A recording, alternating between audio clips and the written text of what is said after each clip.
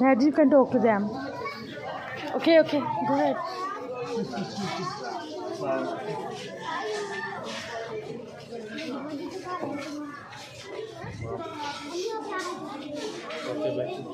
This home was burned by Muslims. First, they stole all their gold and their valuables.